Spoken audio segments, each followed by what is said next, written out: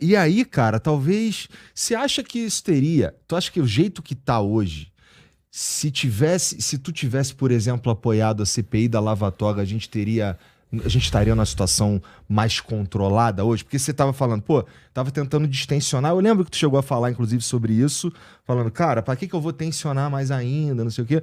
Mas me conta o teu ponto, assim, Não, é importante. será que seria diferente? Pô, primeiro que ela não ia acontecer. Por que acontece, Igor? Qual o presidente da República que quer confusão com o Supremo? Bom, idealmente... Né? Então a gente tinha ainda ali alguns degraus a serem escalados para tentar evitar de chegar num ponto de porrada total de frente com o Supremo, né? Eu sempre fiz aquilo que meu pai determinou. Como é que é a minha relação com ele, Igor?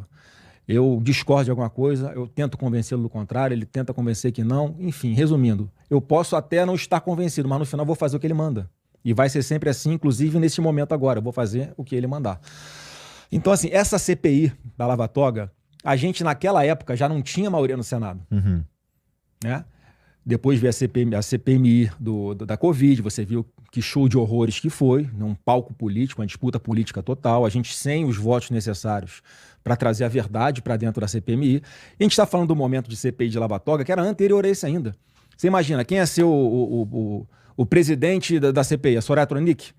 Quem é seu relator, o Randolfo Rodrigues? É essa CPI que as pessoas ficam cobrando que fosse dar algum resultado para botar lá sentado no banco dos réus ali na CPI o Alexandre de Moraes? Qual a chance real disso acontecer? E ainda que isso acontecesse, qual seria o resultado prático disso? Cara, era capaz do PT entrar com habeas corpus no Supremo e fechar a CPI e dizendo que eles estão defendendo a democracia e a gente querendo causar confusão institucional. Então, assim, o mundo real ali dentro da política que a gente conhece, eu sei que eu não tenho cara, mas eu tô indo para 23 anos de política já. Eu tô nessa seara desde que eu tenho 21 anos de idade, como deputado no Rio de Janeiro. Então a gente aprende um pouquinho como é que funciona a realidade. Então esse é um falso argumento, é uma falácia das pessoas que estavam defendendo essa CPMI, como se fosse solucionar todos os problemas. Não ia solucionar, ia agravar mais a situação. Você vê quem estava apoiando. Né, o senador... O que faleceu aqui de São Paulo, o Major Olímpio. Uhum. Cara, o Major Olímpio estava defendendo. Um cara que se elegeu em cima dos votos do Bolsonaro, teve 9 milhões e um caminhão de votos. Estava em 4º lugar há 10 dias da eleição. O Bolsonaro começa a fazer lives com ele. Esse cara elege o Major Olímpio. E o cara, com pouquíssimas semanas de governo, já virou oposição, porque tinha pedido algumas coisas não republicanas. Meu pai não deu. Ele ficou puto e virou oposição. Quer dizer, essas pessoas é que iam fazer...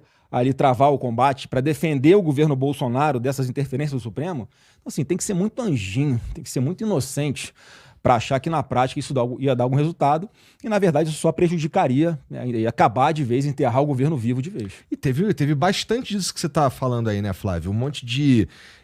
teve vários candidatos que surfaram no capital político do teu pai, foram eleitos e algum tempo depois, uns mais cedo, outros mais tarde, mas de uma forma geral, de 2018 para cá, o cenário de aliados e opositores moveu-se bastante, né?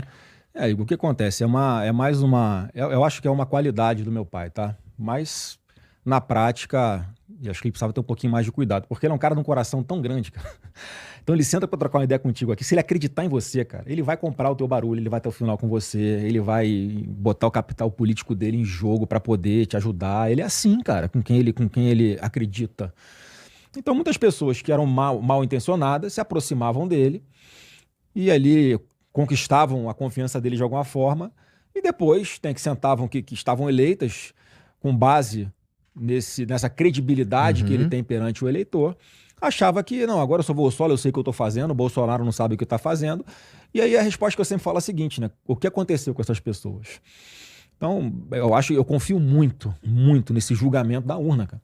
Então, cara, se a urna julgou e o cara caiu de 500 mil votos para 20, quer dizer, ele teve uma resposta, quem deu o mandato, tirou o mandato. Uhum. E, invariavelmente, quem vai para essa linha com o presidente Bolsonaro acaba se ferrando. Então, assim, não é o povo, o nosso eleitor, Igor, ele é diferente do eleitor mais à esquerda, porque ele acompanha o que a gente faz, cara. Ele acompanha o que a gente posta, acompanha como é que a gente vota, cobra, manda e-mail, liga, tira satisfação na rua. Isso é bom. Eu sempre fui aberto a isso. Graças a Deus, eu sempre fui reeleito com votações crescentes, cara. Que é sinal o seguinte, pô, a gente não tá perdendo voto. Uhum. As pessoas vão tomando conhecimento do mandato e vai aumentando a votação. E foi assim que eu fui deputado estadual 4 vezes no janeiro e depois, com 4.380.000 pessoas, me dando o mandato de senador.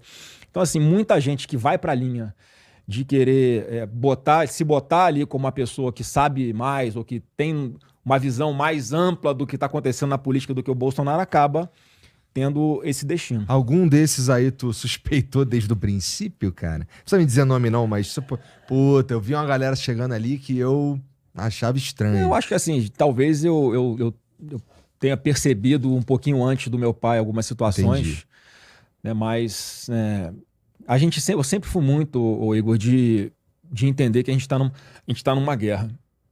E é uma guerra. A campanha, né, o nome campanha eleitoral, é uma alusão à campanha, na expressão militar da palavra, na conquista do território além dos muros da sua cidade. Uma campanha é isso. E nesse conceito, eu olho um cara que tem como o inimigo o mesmo que o meu. Então, você tem um inimigo, eu também tenho o mesmo. Cara, vamos ser um aliado nesse momento, depois a gente quebra o pau e vê o que acontece. Então, eu sempre tive essa leitura e isso sempre influenciou muito minhas decisões dentro da política. E isso, obviamente, depois que a gente consegue vencer uma guerra, aí quando vai ver o que acontece depois, como é que vai ficar a relação, o cara resolve tomar um rumo, eu resolvo tomar outro, e aí o povo é que julga, né? Quem é que estava do lado, quem foi que caminhou para o lado certo depois da guerra, né? Então, mais uma vez, cara, é o povo que vai resolver isso aí, e é o que a gente sempre pede, cara. Tem que estar o Bolsonaro na urna contra o Lula nesse momento, para o povo decidir. E aí, nesse sentido, cara, tu disse que, deixa que o povo decide na urna e tudo mais. Cara, vocês estavam brigando com a urna o tempo inteiro em 22, cara. Esse é um problema que é o seguinte, Igor. Se você pegar desde 1999, cara, Brizola já criticava a urna eletrônica, o Carlos Lupe já criticava a urna eletrônica, que foi quem entrou com a ação contra o Bolsonaro, que deixou ele inelegível. José Dirceu já falou contra a urna. Flávio Dino, ministro do Supremo hoje, já desconfiou da urna. E o que a gente sempre falou foi o seguinte, cara, só tem esse troço no Brasil e no outro país lá, de um Quizaquistão desse da vida. O que custa você botar umas camadas de segurança a mais? Cara, bota a porcaria de um votinho impresso do lado. A máquina já tem impressora. Bota ali, o cara confere numa janelinha de acrílico assim, transparente, lacrada. Ó, tá batendo com o que eu quero, aperta o botãozinho, confirma. Cai o papelzinho numa urna lacrada. Depois você confere o que foi enviado pro TRE com o que tá na urna no papel. Cara, não ia atrapalhar em nada. No Paraguai foi assim. Na Venezuela foi assim agora. Foi quando o mundo descobriu que lá havia fraude eleitoral e o cara bancou mesmo assim, porque, né, o TSE tem que respeitar a decisão do TSE. Pô, o TSE é dele. Sim, né? Isso daí... Então, o que a gente pede aqui é só isso, transparência e segurança. E isso foi transformado em um ato contra a democracia, mesmo. Então, quer dizer, isso só aumenta a desconfiança de mais gente ainda. Pô, o que os caras querem esconder?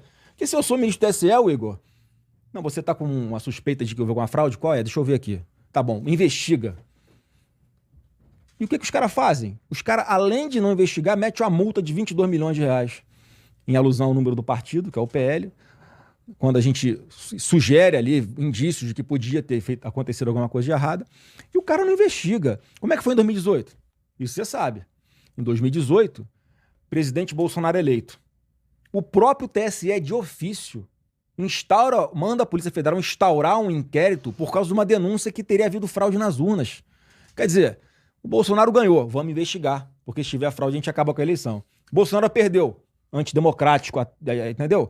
Então, assim, isso tudo gera no subconsciente de todo mundo, cara, uma desconfiança ainda maior. No Paraguai foi assim, eles botaram um votinho lá do lado da urna eletrônica, o comprovante, o voto auditável que a gente fala. Cara, no mesmo dia saiu o resultado, ninguém questiona o resultado da eleição, cara. Só que a bronca maior, já que esse é um assunto proibido, a gente não vai saber nunca se tem ou se não tem, porque não é investigado. Então, assim, na real, você pode achar que não tem fraude, eu posso achar que não tem fraude, mas na real a gente nunca vai ter um atestado ali, porque é um assunto proibido. Mas o que tava pegando na... Acho que foi o modus operandi ao longo da campanha do TSE com o Alexandre de Moraes sentado na cadeira, cara. Ô, Igor, vou puxar só alguns assuntos, que a história é longa pra cacete. Tem 300 exemplos de coisas que aconteceram e que o Alexandre de Moraes desequilibrou, no meu ponto de vista, na minha opinião, a eleição a favor do Lula e contra a gente. Pô, a gente não podia falar que o Lula tinha proximidade com ditadores porque era fake news e discurso de ódio. Pô, o cara hoje tá ali, ele tá querendo ajudar o Maduro, pô, um ditador, um narcoterrorista. Isso é informação? Vocês foram proibidos de falar Não, isso? isso é fato. Tá. Isso é fato. Os nossos programas saíam do ar, eram censurados. A gente não podia falar que o Lula teve mais voto, teve mais de 80% dos votos dentro do presídio em outras eleições, porque era ofensivo. A gente não podia falar que o Lula flertava com a pauta do aborto. E o cara faz hoje, ele revoga normatizações do Conselho Federal de Medicina para facilitar o aborto.